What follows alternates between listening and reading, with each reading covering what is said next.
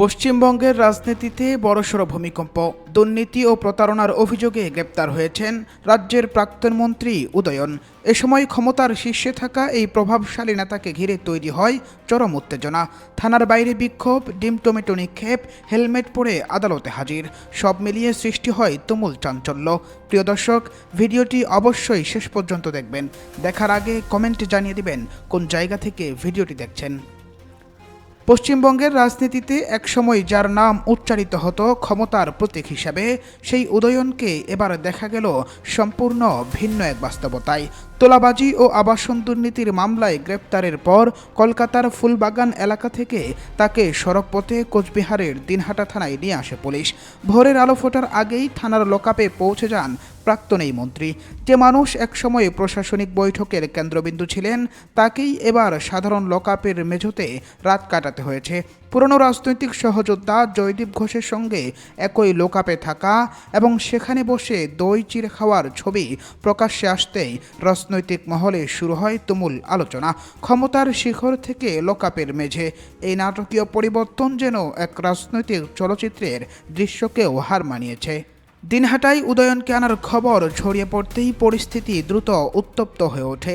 থানার বাইরে হাজারো কৌতূহলী মানুষের ভিড়ের সঙ্গে যোগ দেন বিজেপি কর্মী সমর্থকরা। মুহূর্তের মধ্যেই পুরো এলাকা পরিণত হয় বিক্ষোভের কেন্দ্রস্থলে।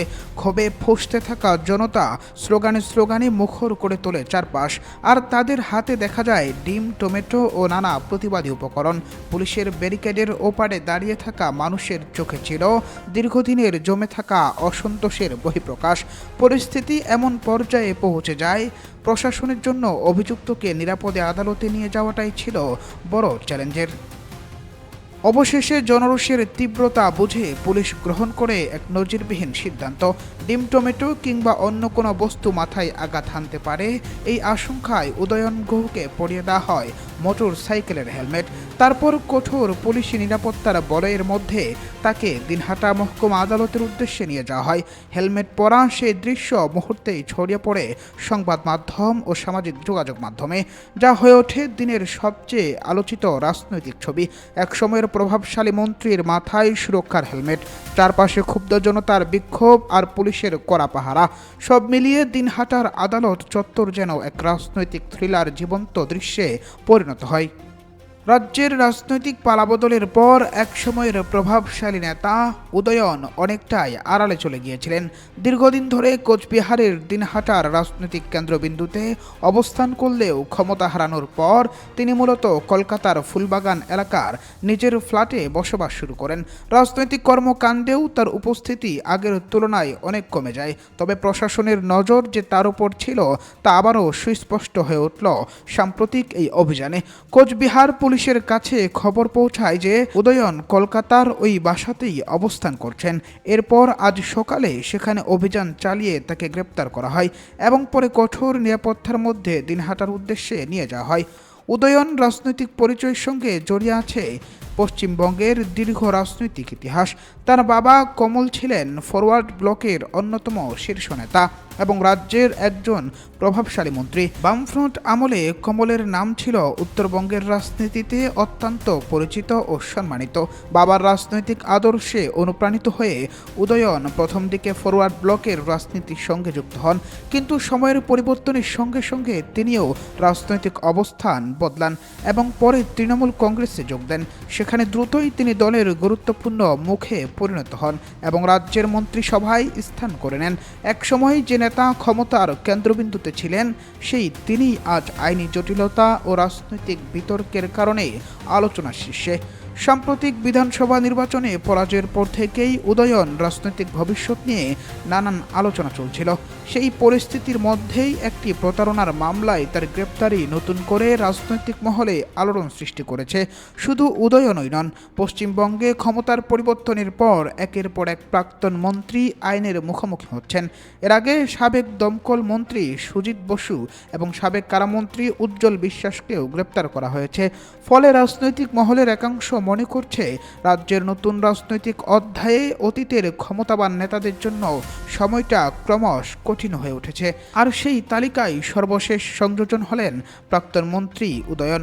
উদয়নের গ্রেপ্তারের খবর প্রকাশ্যে আসার পর উত্তরবঙ্গের বিভিন্ন এলাকায় মিশ্র প্রতিক্রিয়া দেখা গেছে। বিশেষ করে মতুয়া সম্প্রদায়ের একটি অংশের মধ্যে স্বস্তি ও অসন্তোষের অনুভূতি প্রকাশ করতে দেখা গেছে। তাদের অনেকের দাবি, অতীতে রাজনৈতিক প্রভাব খাটিয়ে বিরোধী মতের মানুষদের ওপর নানান চাপ সৃষ্টি করা হয়েছিল এবং সেই সময় তারা নানা ধরনের হয়রানি ও বঞ্চনার শিকার হয়েছেন। ফলে দীর্ঘদিনের ক্ষোভ ও অভিযোগের প্রেক্ষাপটে উদয়নের গ্রেপ্তারকে তারা একটি গুরুত্বপূর্ণ ঘটনা হিসেবেই দেখছেন। স্থানীয় পর্যায়ে অনেকেই সামাজিক যোগাযোগ মাধ্যমে নিজেদের প্রতিক্রিয়া জানিয়ে বলছেন, রাজনৈতিক ক্ষমতার কারণে সাধারণ মানুষের অভিযোগ দীর্ঘদিন গুরুত্ব পায়নি। তাদের বক্তব্য, যারা একসময় ভয় বা চাপের কারণে প্রকাশ্যে কথা বলতে পারেননি, তারা এখন নিজেদের মতামত প্রকাশ করার সুযোগ পাচ্ছেন। বিশেষ করে কিছু মতুয়া পরিবারের সদস্যরা দাবি করছেন, অতীতের নানান ঘটনার বিচার ও জবাবদিহিতা প্রতিষ্ঠিত হওয়া প্রয়োজন, যাতে ভবিষ্যতে কেউ ক্ষমতার অপব্যবহার করতে না পারে। তবে রাজনৈতিক বিশ্লেষকদের মধ্যে কোনো গ্রেপ্তারকে কেন্দ্র করে জনমতের প্রতিক্রিয়া থাকলেও অভিযোগগুলোর চূড়ান্ত সত্যতা আদালতের বিচারিক প্রক্রিয়ার মাধ্যমে নির্ধারিত হবে। একদিকে যেমন উদয়নের সমালোচকরা এই ঘটনাকে স্বাগত জানাচ্ছেন, অন্যদিকে তার সমর্থকরা দাবি করছেন আইন তার নিজস্ব গতিতেই চলা উচিত এবং আদালতের রায়ের আগেই কোনো সিদ্ধান্তে পৌঁছানো ঠিক নয়। ফলে এই গ্রেপ্তার শুধু একটি আইনি ঘটনা নয়, বরং উত্তরবঙ্গের রাজনৈতিক ও সামাজিক বাস্তবতারও একটি গুরুত্বপূর্ণ প্রতিফলন হয়ে উঠেছে। রাজনীতির মঞ্চে ক্ষমতা চিরস্থায়ী নয়, সময়ের স্রোতে সেই বাস্তবতায় যেন আবারও সামনে এনে দিল উদয়ন গ্রেপ্তারের ঘটনা। একসময় উত্তরবঙ্গের রাজনীতিতে যার নাম ছিল প্রভাব, ক্ষমতা ও কর্তৃত্বের সমর্থক, আজ তিনিই আদালত, লকআপ ও আইনি লড়াইয়ের কেন্দ্রবিন্দুতে। দিনহাটার রাস্তায়